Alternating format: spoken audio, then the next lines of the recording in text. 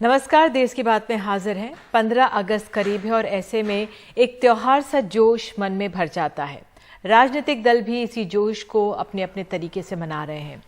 देश की आज़ादी के 75वें साल पूरे होने के अवसर पर प्रधानमंत्री ने 3 दिन हर घर में तिरंगा फहराने का संकल्प दिया है।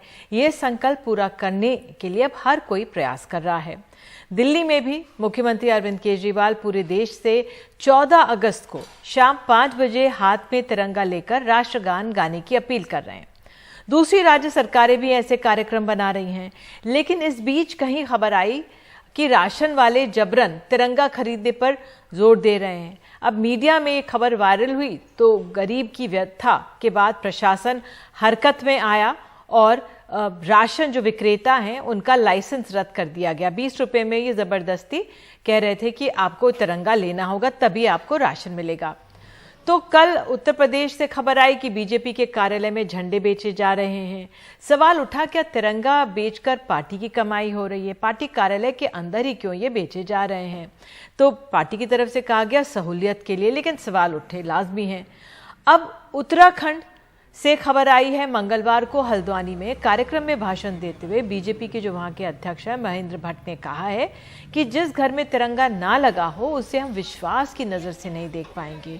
मुझे उस घर का फोटो चाहिए जिस घर में तिरंगा ना लगा हो। समाज देखना चाहता है उस घर को, उस परिवार को। तो इस सब पर यह मामला मीडिया में आया तो उत्तराखंड बीजेपी अध्यक्ष महेंद्र भट्ट ने हल्द्वानी में दिए उस बयान पर सफाई दी है, जिसमें उन्होंने कहा था कि उन लोगों की देशभक्ति पर सवाल उठेंगे जो अपने घरों पर तिरंगा नहीं लगाएंगे। उन्होंने ये भी कहा कि उन घरों की तस्वीरें भेजें।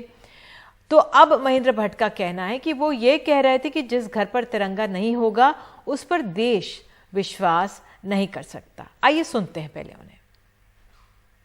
शक की नजर से नहीं कहा, मैंने कहा जिस घर में तिरंगा नहीं होगा उस पर देश विश्वास नहीं कर सकता है। शक किस रूप का होगा? राष्ट्र का अगर तिरंगा लगाने में किसको परेशानी हो सकती है? इस तिरंगे को हाथ में लेकर लोगों ने फांसी की तख्ती पर लटके हैं। ये तिरंगा आजादी के अमृत महोत्सव में बहुत राष्ट्रवाद का प्रतीक है। हम उसको आह्वान कर रहे हैं। समाज के प्रत्येक व्यक्ति से, हर नागरिक से, पत्रकार बंधुओं से, स्कूल के छात्रों से सबसे मेरा निवेदन है, हर घर में तिरंगे का आह्वान होना चाहिए। और तिरंगा पर यति नरसिंहानंद का भी बयान सामने आया है। वो अपने कड़वे बोल के लिए जाने जाते हैं और उनका फलसफा सुने। और इस तिरंगे का जो सबसे बड़ा ऑर्डर दिया गया है वो एक बंगाल की कंपनी है जिसका मालिक है सलाउद्दीन नाम का एक मुसलमान। हिंदुओं बहिष्कार करो इस अभियान का। अगर जिंदा रहना है तो मुसलमान को पैसे देने वाले इस तिरंगा अभियान का बहिष्कार करो। और इस पर अधिक जानकारी के लिए बात करने के लिए हमारे साथ किशोर उपाध्याय हैं, वरिष्ठ नेता हैं, उत्तराखंड के बीजेपी से नेता हैं। बहुत बहुत धन्यवाद जुड़ने के लिए। शिल्पी अरोड़ा हमारे साथ बीजेपी से नेत्री जुड़ गई हैं, कांग्रेस से हमारे साथ जुड़ गई हैं। किशोर जी, पहले मेरा सवाल आपसे यही है, ये जो तिरंगा है ये हर भारतवासी के मन में है। अब ये कहना देखना कि भाई घर में आपके होगा कि नहीं, फोटो खींचकर भेजो, इसे कैसे देखें? क्यों बीजेपी के जो राज्य के अध्यक्ष हैं इसे जबरन ना माना जाए? नहीं निधि जी, मैं आपको बहुत बधाई देता हूं। आपने इस पर आज चर्चा रखी और आप तो स्वयं भी, आपका ननिहाल और आपका ददिहाल दोनों का स्वतंत्रता आंदोलन में बड़ी भारी भूमिका रही है। और ये मेरा सौभाग्य, मैं यहाँ पर हूँ जहाँ पर आपका ननिहाल है, जिन लोगों ने स्वतंत्रता आंदोलन में बड़ी भूमिका निभाई। तो अगर हमारे अध्यक्ष जी ने ये कहा कि भाई आप हर घर में झंडा लगाइए, ये अमृत महोत्सव है, 14,000 से ज्यादा लोगों ने अपनी जान दी है। और मैं ये पहली बार देख रहा हूं कि जगह जगह जिस तरह से, मैंने अपनी गाड़ी में भी अगर आप देखेंगे तो मैंने कम से कम 3-4 हजार झंडे रखे हुए हैं। जहां जहां भी जा रहे हैं स्वतः ही लोग कह रहे हैं भाई हमें भी कुछ झंडे दे दीजिए, कम पड़ गए हैं। तो उसमें अगर उन्होंने कहा कि जिसके लिए 14,000 जाने गई और प्रधानमंत्री जी ने हमें एक कॉल दी और ये कहा कि भाई हमको हर घर में जो है, घर घर में तिरंगा लगाना चाहिए, ध्वज लगाना चाहिए, राष्ट्र ध्वज, तो उसमें कोई बुराई नहीं है। और अगर महेंद्र भट्ट जी ने ये कहा है तो मेरे ख्याल से उसको इस रूप में नहीं लेना चाहिए। और उन्होंने साफ कहा है कि अगर हम तिरंगे की, ध्वज की, आप ये देखिए, हम जो धार्मिक लोग भी हैं, ध्वजा पताका उसकी सबसे पहले हम आराधना और पूजा करते हैं, तो उस रूप में न लेकर किशोर जी, वो बिल्कुल ठीक है। जो ध्वजा के प्रति हम सबका प्रेम है, तिरंगे के प्रति हम सबका प्रेम है, आदर है, सम्मान है, वो सब जानते हैं, सब हर एक भारतवासी जानता है।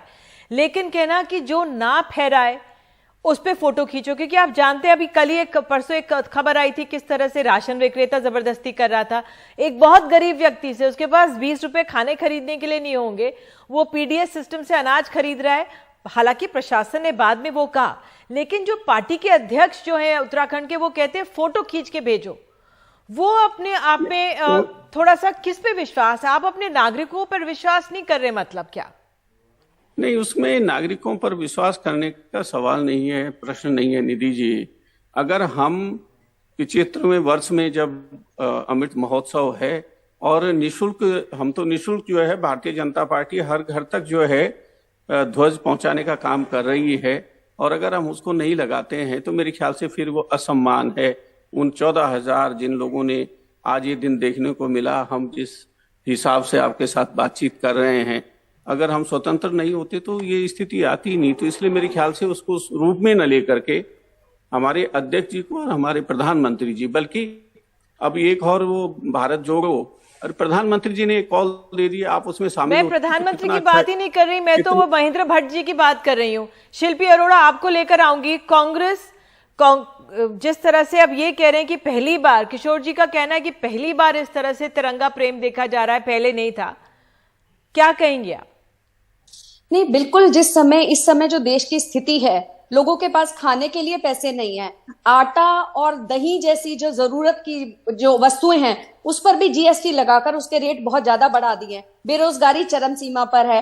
फॉरेन करेंसी की बात करें, डॉलर और यूरोस के रेट पूरे टॉप पर हैं। शिल्पी, माफी चाहती हूँ, आपको रोक रही हूँ। दिल्ली से एक खबर आ रही है, दिखाते तेजस्वी यादव सोनिया गांधी से मिलने पहुंचे। परिवर्तन के बाद आज पहली बार, कल रात में हम दिल्ली आए हैं और आज हमारी मुलाकात अपने घटक दलों के शीर्ष नेतृत्व से हुआ है, जिसमें कि आप सब लोग जानते हैं डी राजा जी, येचुरी साहब और मैडम सोनिया गांधी जी से हमारी मुलाकात हुई है। आप लोग सब लोग जान रहे हैं कि जो नई सरकार बिहार में पुनः से महागठबंधन सरकार बनी है आदरणीय श्री नीतीश कुमार जी के नेतृत्व में, उसको लेकर के सभी लोगों ने हमको बधाई भी दिया। और हम सब लोगों ने जो प्री पोल महागठबंधन अलायंस थे, मजबूती के साथ नीतीश कुमार जी के निर्णय का स्वागत किया है। और ये सरकार मजबूती के साथ चलेगी, क्योंकि ये सरकार गरीब की सरकार है। ये सरकार असली सरकार है, महागठबंधन की सरकार। ये सरकार जनता की सरकार है। और नीतीश कुमार जी का जो निर्णय वक्त देखते हुए सही समय पर भाजपा को आप कह सकते हैं तमाचा मारने का काम किया है। और अब बिहार असेंबली में भाजपा को छोड़कर के सारे दल हम लोग एक हो चुके हैं। अब यही दृश्य जो है पूरे देश में दिखने वाला है। लोग त्रस्त हैं महंगाई की मार से, बेरोजगारी से, जो ये सामाजिक तनाव, सांप्रदायिक तनाव, जो हिंदू मुसलमान की लड़ाई लगवा करके इस देश में जो लोग राज करना चाहते हैं, जहां हमारा संविधान लोकतंत्र खतरे में है, और साथ ही साथ आप कह सकते हैं जो भाईचारा जो हमारा जो बिगाड़ने की कोशिश कर रहे थे, गंगा जमुना तहजीब जो बिगाड़ने चाहते थे, एक बार फिर से बिहार ने ये काम करके दिखाया है। देश को एक नया दिशा देने का काम किया है।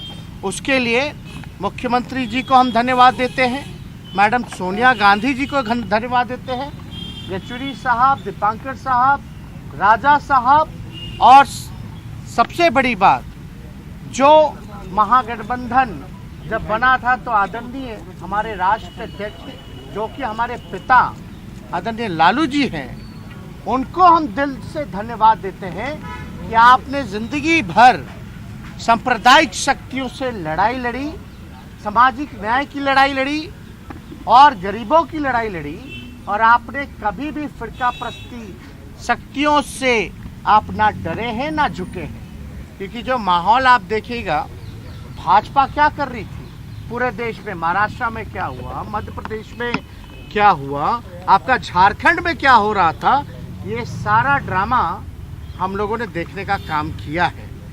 यानी जो डरेगा उसको डराओ, जो बिकेगा उसको खरीदो, यही काम भाजपा का रह गया।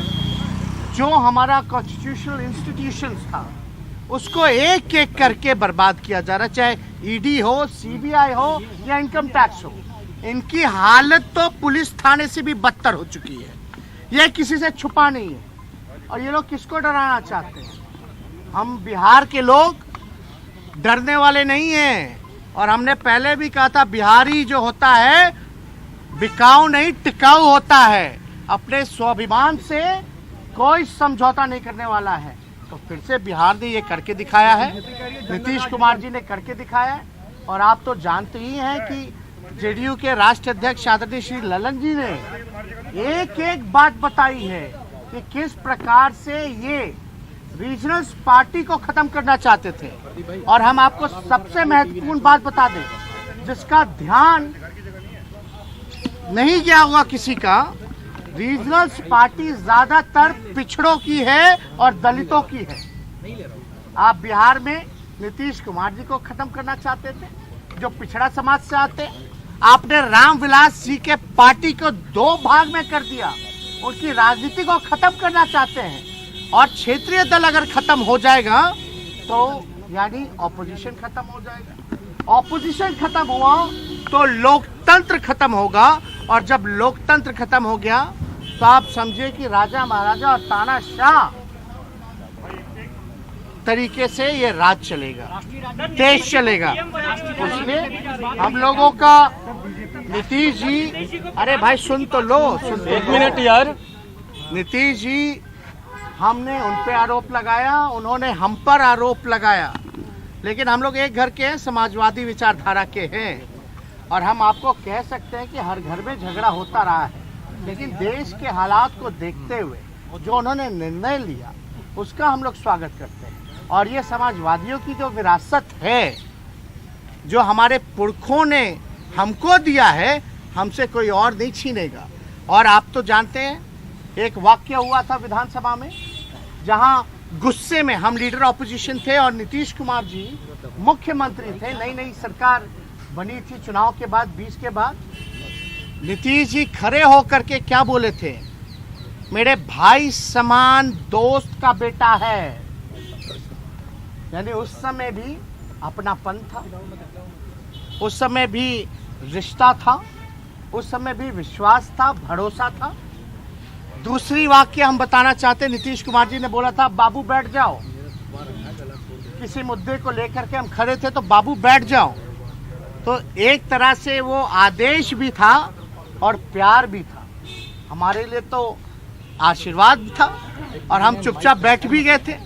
तो हम लोग भले ही लड़े हो, झगड़े हो, लेकिन जब नेशनल इंटरेस्ट का अगर कोई मुद्दा आता है तो हमारी जवाबदेही है। जब आप दंगा फसाद कराना चाहते हो, क्योंकि बिहार असेंबली में भाजपा के लोगों ने क्या कहा था, मुसलमानों से उनका वोटिंग राइट जो है वो छीन लेना चाहिए, तब जाकर के हम खड़े होकर के बोले थे किसी माई के लाल में दम नहीं जो मुसलमान भाइयों से उनका वोटिंग अधिकार छीन ले।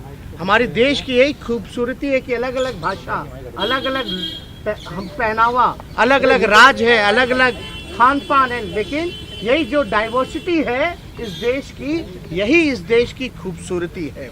तो इस अपने देश को बचाना है, इसलिए हम लोग पूरी मजबूती के साथ एक हुए हैं। इसके बाद आपका कोई सवाल? बीजेपी आरोप लगा रही। 1 मिनट। डॉक्यूमेंटेशन है नहीं प्रधानमंत्री की आपकी सरकार बने 9 दिन हुए हैं बीजेपी कह रही है वापस आ गया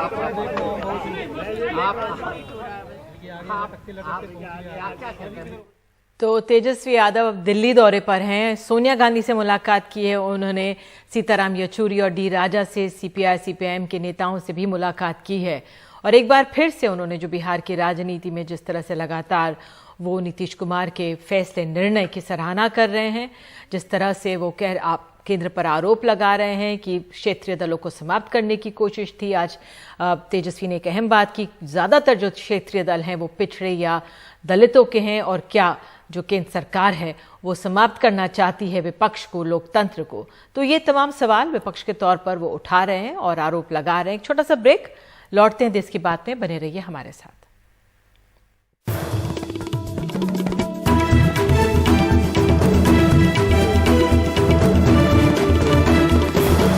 और बात अब दिल्ली की। मुफ्त की घोषणाओं, रेवड़ी कल्चर पर आम आदमी पार्टी और बीजेपी के बीच टकराव लगातार बढ़ता जा रहा है। प्रधानमंत्री मोदी के रेवड़ी कल्चर वाले तंज पर पलटवार करते हुए अरविंद केजरीवाल ने कई तीखे सवाल किए। अरविंद केजरीवाल ने कहा कि केंद्र सरकार का पैसा कहां गया है, टैक्स का पैसा कहां है, ऐसा क्या हुआ है कि सरकार सैनिकों की पेंशन नहीं दे पा रही है। पेट्रोल डीजल के टैक्स से सालाना 3.5 लाख करोड़ की कमाई हो रही है, तो आखिर पैसा कहां जा रहा है। साथ ही उन्होंने कहा कि गरीब के खाने पर जो टैक्स लगा दिया गया है, अमीरों के लाखों करोड़ का कर्ज माफ किया गया है। तो इस पर बीजेपी के प्रवक्ता संबित पात्रा ने प्रेस कॉन्फ्रेंस कर कहा है कि अरविंद केजरीवाल सिर्फ सत्ता के लिए मुफ्त की रेवड़ी बांटते हैं, जबकि मोदी सरकार की कल्याणकारी योजनाएं गरीबों के उत्थान के लिए हैं। संबित पात्रा ने अरविंद केजरीवाल पर विज्ञापन पर भारी भरकम खर्च का भी आरोप लगाया है।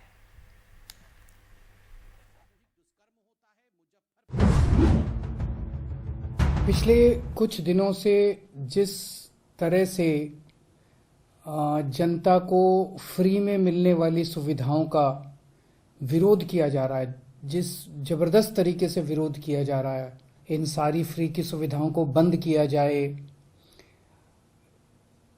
इससे एक मन में शक पैदा होता है कि क्या केंद्र सरकार की आर्थिक हालत बहुत ज्यादा कहीं खराब तो नहीं हो गई है। अंग्रेजी में कहते हैं बेट, BAIT, बेट, जिसको कहा जाता है दाना डाल करके मछली पकड़ने की कोशिश। ठीक उसी प्रकार ये जो फ्रीबी है ये एक बेट है। ये किस प्रकार दाना डाल करके उसमें फंसाने की कोशिश, ताकि मेरी महत्वाकांक्षा, अरविंद केजरीवाल जी की महत्वाकांक्षा ये फुलफिल हो जाए।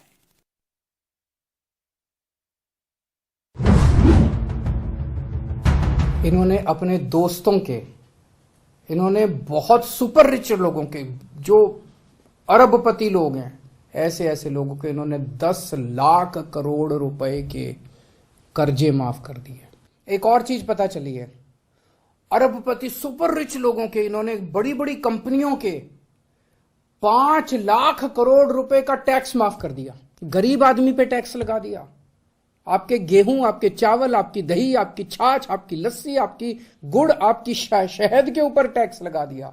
कॉर्पोरेट टैक्स को लेकर इन्होंने कहा कि कॉर्पोरेट को बेनिफिट दिया जा रहा है। अरविंद केजरीवाल जी, आपके ज्ञान के लिए, जो फाइनेंशियल ईयर 2018-19 था उसमें corporate tax collection 6.63 lakh crore का था और फाइनेंशियल ईयर 21-22 में 7.1 लाख करोड़ रुपए पेंडेमिक होने के बावजूद कॉर्पोरेट टैक्स देश ने कलेक्ट किया है और यह पैसा गरीबों के लिए इस्तेमाल होता है। इसलिए झूठ बोलना बंद करिए।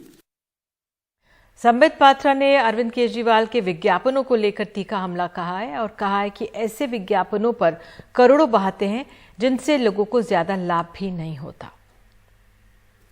टीवी सुबह से रात तक झुंझुना से ही चल रहा है, मतलब अरविंद केजरीवाल जी झुंझुना से ही चल रहे हैं। आपको याद होगा बीच में अरविंद केजरीवाल जी आते थे एक टीवी में, आज से जब कोरोना चल रहा था उसके ठीक पहले आते थे और कहते थे बहुत प्रदूषण है तो जीवन खराब हो जाएगा, तो हम एक बायो डिकम्पोस्ट केमिकल ढूंढे हैं। बहुत रिसर्च किए थे अरविंद केजरीवाल जी पूसा में बैठ करके और उसके बाद उन्होंने कोई केमिकल ढूंढा था। उन्होंने कहा था मैं केमिकल छिड़क रहा हूं। 60 लाख रुपए का केमिकल बनाया और सुबह से वो टीवी पे मैं छिड़क रहा हूं करके 24 करोड़ रुपए छिड़क रहा हूं करके खर्च किया। 2 बच्चों को यहां पर लोन दिया और 19 करोड़ रुपया से अधिक खर्चा किया है, 19 करोड़, ये बताने में कि मैंने लोन दिया। ये अरविंद केजरीवाल जी की कहानी है और सुबह से शाम तक ये फ्रीबी कर रहे हैं।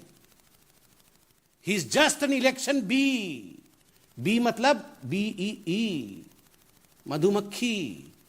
मतलब जैसे ही इलेक्शन आएगा भन बना करके झूठ बोलना और पूरे माहौल को खराब करना कुछ नहीं, केवल एडवर्टाइजमेंट करना, यही उनका विषय है। और इस पर मनीष सिसोदिया ने कहा है कि मोदी सरकार ने किसानों का लोन माफ नहीं किया, लेकिन दोस्तवादी मॉडल चला रहे हैं। पूरे की पूरे देश की गवर्नेंस में अब 2 मॉडल सामने आए हैं।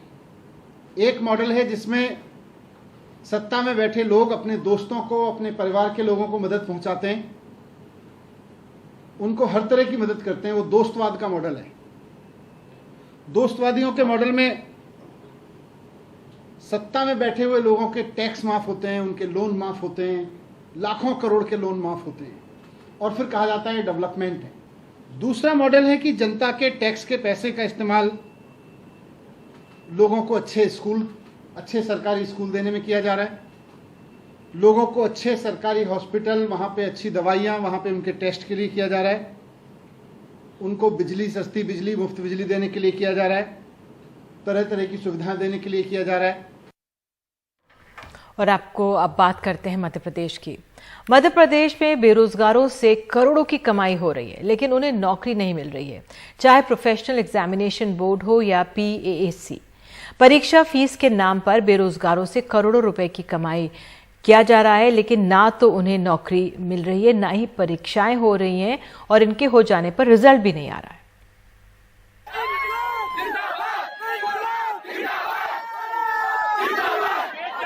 मध्य प्रदेश राज्य सेवा आयोग के बाहर हजारों छात्रों ने तिरंगा लेकर प्रदर्शन किया।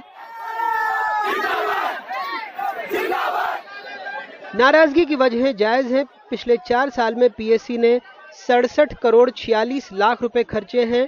उम्मीदवारों से इसमें 28 करोड़ वसूले हैं।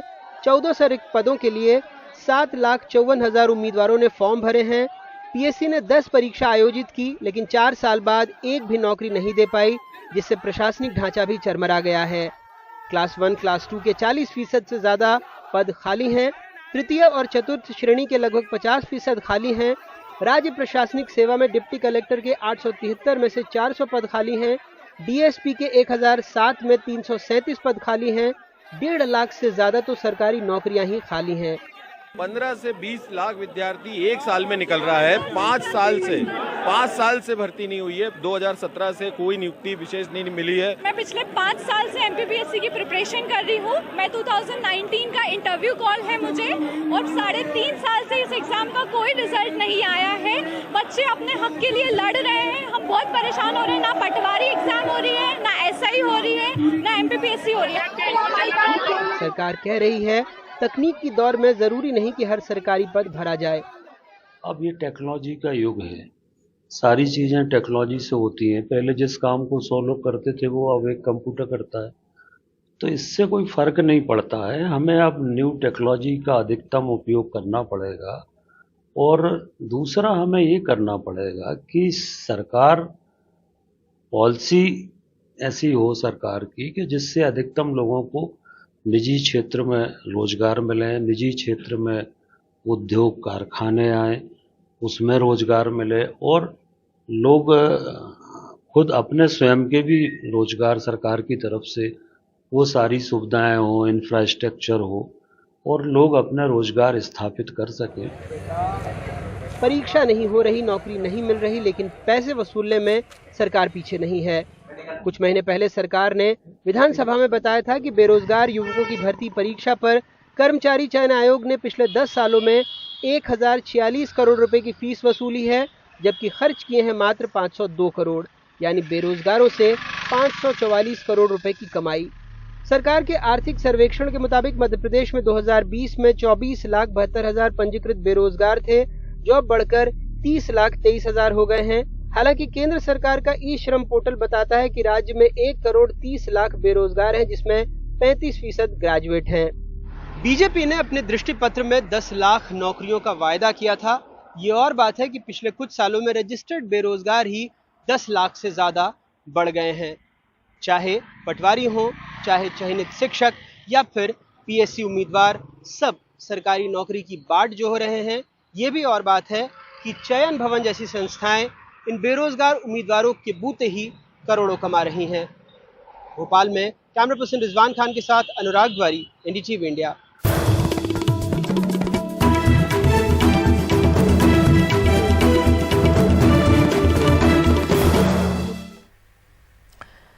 मध्य प्रदेश के धार से खबर है।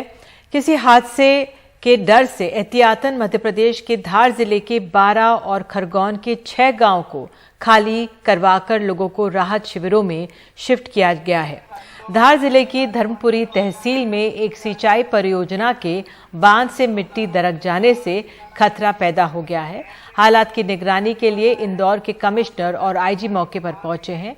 धार के एसपी और कलेक्टर के साथ ही दूसरे महकमों के अफसर भी मौजूद हैं।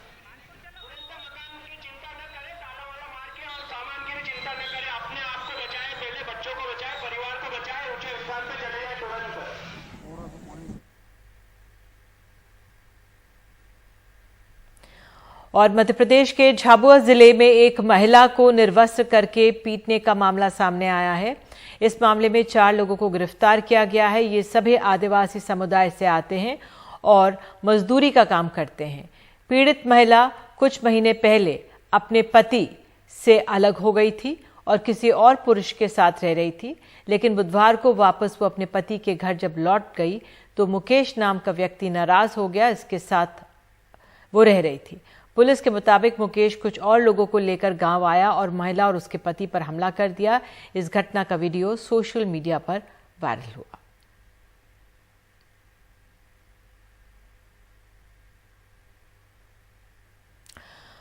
और अब खबर दिल्ली से। दिल्ली में 25 साल के एक होटल मैनेजमेंट के छात्र की चाकू मारकर बेरहमी से हत्या की गई है।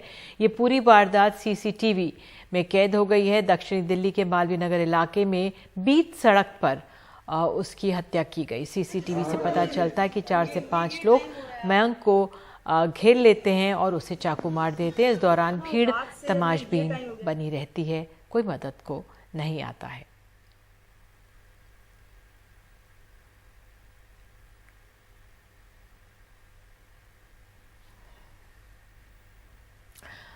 और मशहूर कॉमेडियन राजू श्रीवास्तव की हालत में अब धीरे धीरे सुधार होने लगा है। दिल का दौरा पड़ने के बाद राजू श्रीवास्तव को बुधवार को all India institute of medical sciences में एडमिट कराया गया था। प्रधानमंत्री मोदी ने राजू श्रीवास्तव की पत्नी से भी बात की थी, हालचाल लिया था और भरोसा दिलाया था। नमस्कार। सबके चेहरे पर मुस्कान बिखेरने वाला 2 दिनों से बेहोश है। दिल्ली के एम्स में एडमिट राजू श्रीवास्तव फिलहाल वेंटिलेटर पर हैं। राहत की बात यह है कि परिवार वालों के मुताबिक अब हालत सुधर रही है। उन्होंने बताया कि शुक्रवार दोपहर डॉक्टरों ने तबीयत में सुधार की जानकारी दी। उन्हें ट्यूब के जरिए लिक्विड के तौर पर दूध देना भी शुरू किया गया है। उपचार को ठीक से रिस्पॉन्ड कर रहे हैं राजू श्रीवास्तव।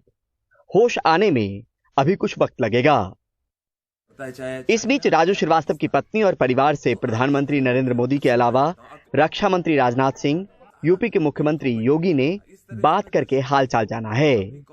दवा के अलावा मुश्किल घड़ी में राजू श्रीवास्तव के लिए फिलहाल दुआ भी जारी है। दिल्ली में एक ऐसी पार्टी बनी है, राजनीतिक ऐसी पार्टी बनी है जिसमें महिलाएं शामिल होने को डरती हैं। वो पार्टी का नाम है आम आदमी पार्टी। अपने देश का मीडिया इतना आगे निकल गया है। उम्मीद है कि जल्द ही फिर वो लोगों को अपने कॉमेडी से हंसाएंगे, गुदगुदाएंगे। नई दिल्ली से परिमल कुमार, एनडीटीवी इंडिया। और देश की बात में आगे आपको ले चलेंगे हम मुंबई में कैसी चल रही गणपति के आने की तैयारियां बताएंगे।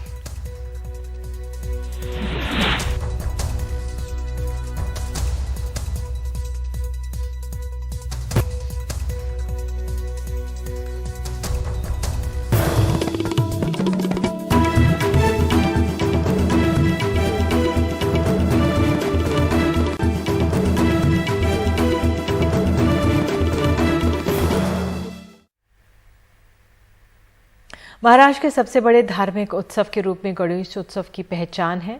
31 अगस्त से गणेशोत्सव शुरू हो रहा है और बीते 2 साल कोरोना को लेकर पाबंदियां थी। अब नई सरकार ने गणेशोत्सव और मूर्तियों की ऊंचाई पर लगे सारे प्रतिबंध हटा दिए, तो 30 फीट से भी ऊंची मूर्तियां तैयार हो रही हैं।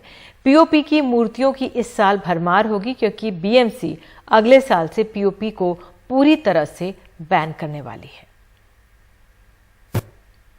अगले 3 हफ्ते में तैयार हो जानी है 35 से 40 फुट की ये विशाल मूर्तियां। गणेशोत्सव 31 अगस्त से शुरू है। मूर्तिकारों के सामने अचानक ये मौका लौटा है। 1.25 महीने पहले बनी शिंदे बीजेपी सरकार ने त्योहारों से सारी पाबंदियां हटा ली।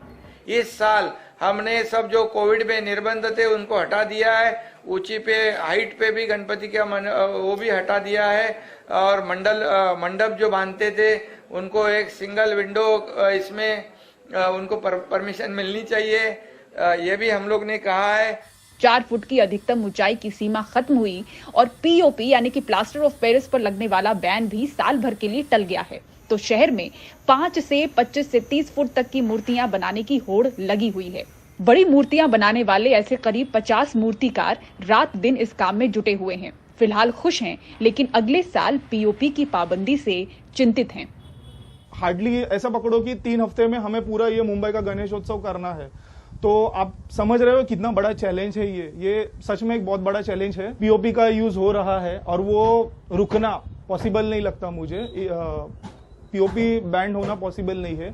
ये जो प्रोफेशन है, मिट्टी भी जो करते हैं, मिट्टी वाले भी जो करते हैं, तो कैसा है कि पीओपी का रिलेशन ये प्रोफेशन से बहुत डीप है। बिना पीओपी के तो ये मतलब आर्टिस्ट फील्ड बिना पीओपी के तो पॉसिबल नहीं है।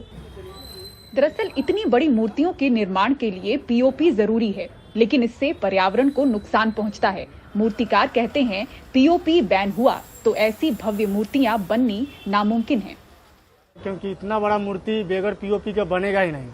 मिट्टी का बन नहीं सकता है और मजबूत नहीं होगा। हल्का होता है प्लास्टर, इसके लिए ये बनता है इसका। ये साल तो फिलहाल दिक्कत नहीं है, लेकिन जो पीओपी के ऊपर जो बैंड ला रहे हैं तो उसका पहले हमें सरकार ने किधर सॉल्यूशन देना चाहिए। उसके मूर्तिकार भी उतने अवेलेबल होने चाहिए कि आज माटी की बनानी है, पेपर्स की हो गई, तो उसके लिए बहुत सारे मूर्तिकारों की ज़रूरत है कि उनको एक्चुअल में पता ही नहीं है कि ये मूर्ति कैसे बनाई जाती है। बीएमसी ने इस बार कोरोना काल देखते हुए पीओपी के इस्तेमाल की विशेष इजाजत दी है, लेकिन अगली बार से इन पर पाबंदी का ऐलान कर दिया गया है। शहर में 1000 छोटे बड़े सार्वजनिक गणेशोत्सव मंडल हैं। इनमें से करीब 250 बड़े मंडलों में गणेशोत्सव का भव्य स्वरूप होता है। सार्वजनिक मंडलों ने भी इस बार दोगुने जोश से गणेशोत्सव मनाने का फैसला किया है। इसलिए मूर्तिकारों को कम समय में बड़ी और ज्यादा मूर्तियां तैयार करनी हैं। मुंबई से पूजा भारद्वाज, एनडीटीवी इंडिया।